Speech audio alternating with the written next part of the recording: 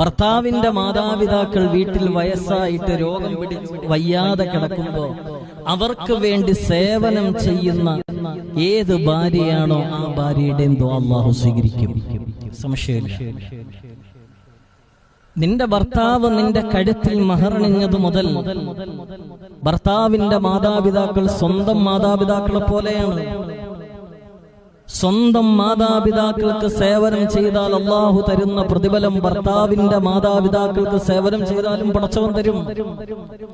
ആവതുള്ള കാലത്ത് അവരെത്ര നിന്നെ ഉപദ്രവിച്ചവരായിരിക്കട്ടെ, നിന്നെ എത്ര മനസ്സുകൊണ്ട് സങ്കടപ്പെടുത്തിയവരായിരിക്കട്ടെ, ഇന്നവര് വയ്യാതെ കിടക്കുകയാണ്, കിടപ്പ് രോഗികളാണ്, മലമൂത്ര വിസർജനത്തിന്റെ നിയന്ത്രണം നഷ്ടപ്പെട്ടവരാണോ, അവർക്ക് വേണ്ടി ഒരറപ്പും വെറുപ്പുമില്ലാതെ എന്റെ ഭർത്താവിന്റെ മാതാപിതാക്കളാണ്, ഇവരെന്റെയും കൂടി മാതാപിതാക്കളാണ് എന്ന ചിന്തയിൽ അവർക്ക് വേണ്ടി നീ സേവനം ചെയ്തു കഴിഞ്ഞാൽ, എന്റെ പ്രിയപ്പെട്ട സഹോദരിമാരോട് പറയുന്നു, എന്റെ പ്രിയപ്പെട്ട പെങ്ങന്മാരോട് പറയുന്നു, നിങ്ങൾ എന്നിട്ട് അള്ളാഹുവിനോട് എന്തും ദുആ ചെയ്തോ പടച്ചവൻ സ്വീകരിക്കും.